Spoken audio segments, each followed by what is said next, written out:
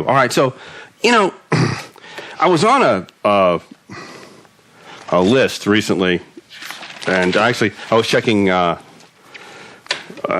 Google Analytics, and I saw that our website got a lot of hits from some of certain lists, so I went there and saw what they were talking about. And they were talking about the anchors of attraction. Yeah, anchors of attraction explained. So we'll go through and explain everything that you did in 1998. Yes, when you weren't even anywhere near as good as you are now. Using anchors in real world situations. As opposed to touching an arm. Yeah, which is just really annoying. Because as a client recently told us, if I did that, I would not have a job. Yeah, I mean, basically, it was reality, too. They said, if I did that, if I went in and if I touched people all the time, I wouldn't have a job, and I might actually get sued, which is not really good. So, I was thinking, well, a lot of people, and these are people who are supposedly very, very well trained, okay, and they've been doing it for many years. And I was seeing the explanations that they were giving as to how anchors worked and all the things that we were supposed to have been doing. And in all honesty, I mean, I understand all of this, but anchoring is such a powerful tool, and it is so misunderstood that I decided in the middle of the week to throw this together and actually have a seminar to straighten out some questions that people have and actually show people how simple and powerful this tool is. Now, let me give you an example that's going on right now, all right? Anchoring and the iPhone 5, all right? It is absolutely the biggest anchoring job ever generated. And the reason is quite simple, all right? They have anchored their customer base to a specific set of states, all right? They feel a certain way when they get a brand new iPhone. They feel a certain way about being the first people to have this iPhone, okay? They have an identity that's wrapped up in Apple products in the iPhone. Yeah. Okay? And so what you have yesterday and today and, probably for the next week is a bunch of what would be normally rational human beings standing in line in a mall. Yes. For something that's not going to run out. I mean, this is not like going for concert tickets. There's not going to be any more. And you camp out all night. They do make more iPhones. They're going to make more iPhone 5s, all right? And the funny part is this, okay? Because I've been reading up on it because I thought, wow, this is really fascinating.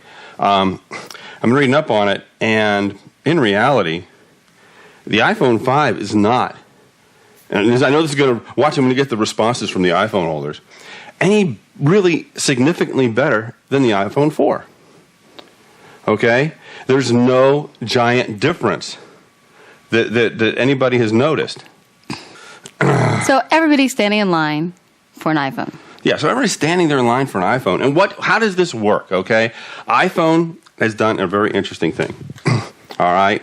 They have created a product, all right? Okay, and it has it's a little apple, okay? They have created a product, all right? This product... Who wants Tom's version? Yeah, it's bigger than the real thing. Okay, they have generated a state that is associated with that product. Okay? Then what happens after that is that state generates a decision. All right? So you go from product to state to decision, completely backwards from the way anything else is supposed to actually work. And that decision gets rationalized by your brain to just make this decision that you've made rational, perfectly rational and understandable, reasonable. Okay? The best decision to make. It's, of course, the best decision you can make. Mm-hmm. Okay? Do you guys understand this? So it's the opposite of how people believe they make decisions. Have feeling, make decision, create rational reasons why it's a good decision. This is very, very, very common for people. Yeah.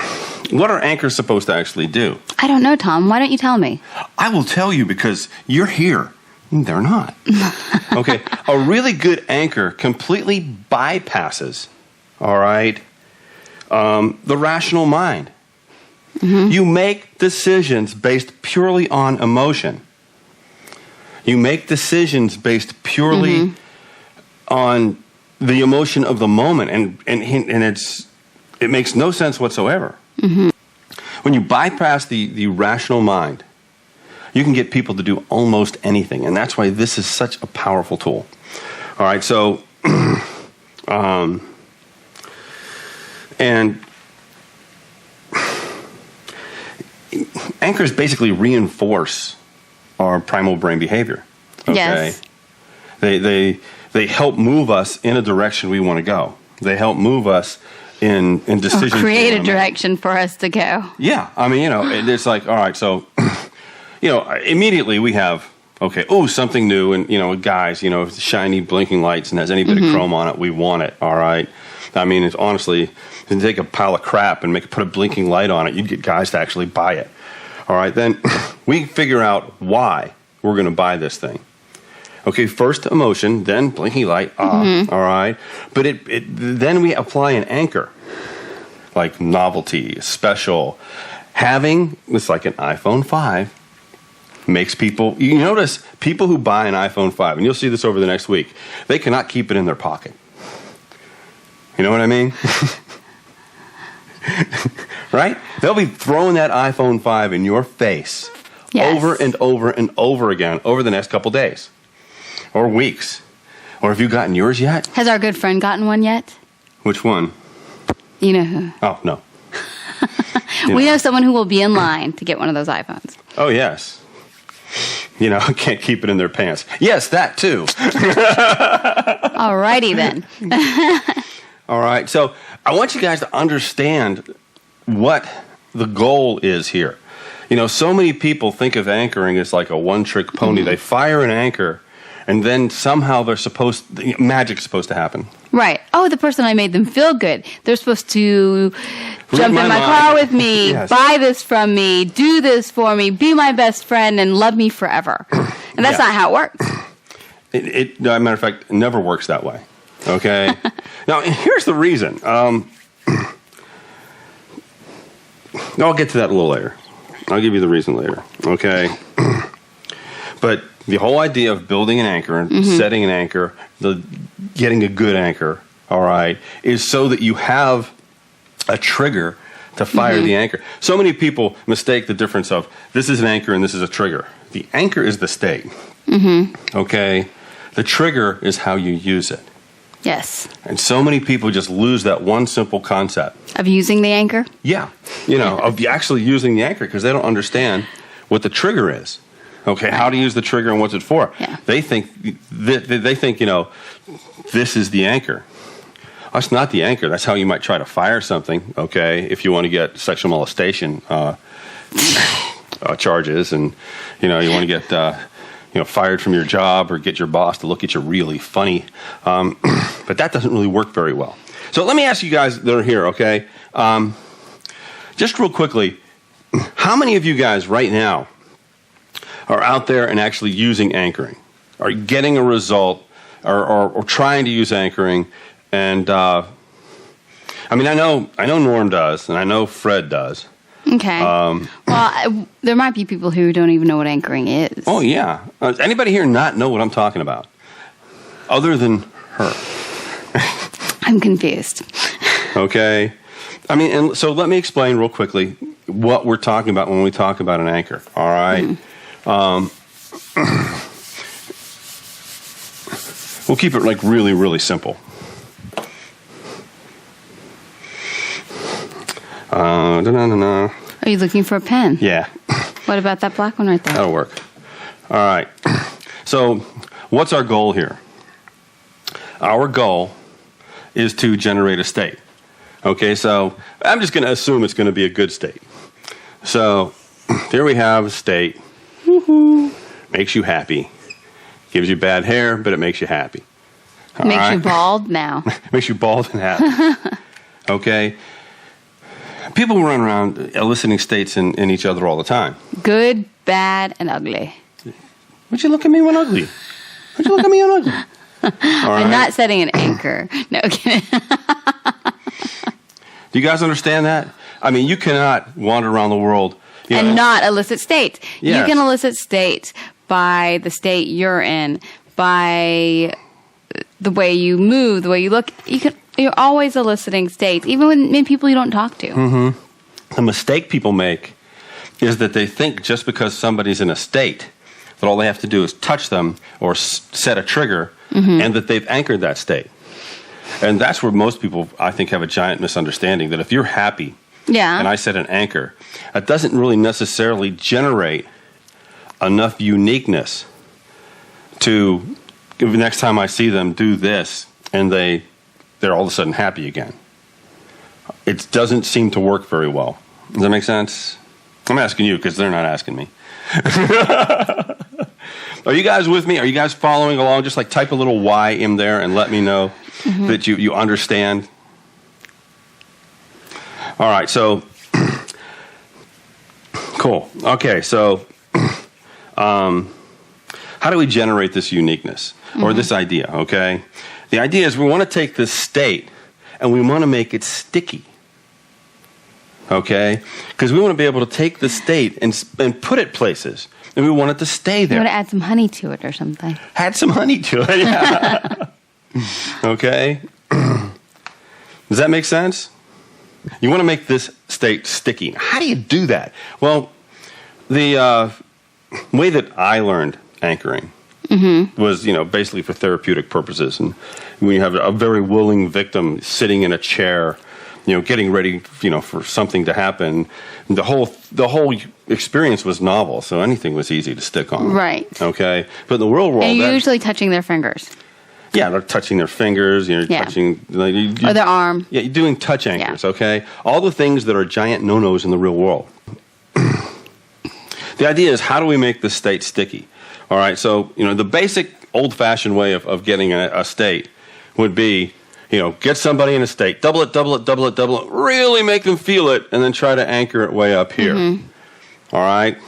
As you slide an anchor on their finger or arm. Or up in their face. Yeah, or in their face, which, doesn't tend to work really well. The problem with that is that that doesn't work well, and it's not going to. I'm looking for some. Okay. All right? Because it's not novel and it's not different enough from what their normal everyday feelings are. The place where you need to really anchor is way down here, where we have acceleration. When we have the acceleration heading up before the state flattens out, that's when you have to set your anchor. You have to get the timing right. You have to make that emotion sticky. Okay? And when you get it just right and you get it sticky, all this iPhone 5 hype and what it's going to be and how it's going to have and all these things that really get you up and they build you into a big, giant emotional frenzy. And they take all of these feelings and stick it on the iPhone 5. Okay? Next thing you know, you feel really happy. You need to go out and get yourself an iPhone 5, an Apple Inc. 5. Or the 5 of spades. So, does this make sense to you guys? You're following along with what we're saying? Okay, because I want to keep this as really, really basic, but a lot of people out there have learned anchoring and are just not using it. And this is one of the big reasons. They've been taught therapeutically, to go, right. What's the best experience you've ever had, and double that and double it again and anchor it and really turn it up. And sometimes, and I've seen this in seminars, and I'm not making fun of this guy, okay, but I am. And they go, whoosh, okay, and people go, oh, okay, well, you just scared the hell out of somebody, and what you're actually anchoring is, what is this weird person doing? Not a good one. Okay. Yes. Bob, it's a really good point. Apple has been anchoring anticipation. Okay? They've been anchoring anticipation. They've been building anticipation, and 3 things. Let me tell you what 3 things that Apple has done. They've got anticipation. Yes. exclusivity. Oh, yes. Exclusivity, yes. You have to wait in line to get one. It's not like they didn't know 8 months ago that they were going to do this and they couldn't blow it out and have a ton of people there and give everybody the apples at the same time. Right. But how would you build up the anticipation? Yes. And the exclusivity. And they've turned it into an event. Mm-hmm. You are now standing in line with your fellow applers. Okay? In front of the store with a giant apple on it that's white, like the gates of heaven. And you walk in. And you get your little piece of gold. And you walk out. And you look at the map app and realize it doesn't work. But you have it. And you know they'll fix it. Okay?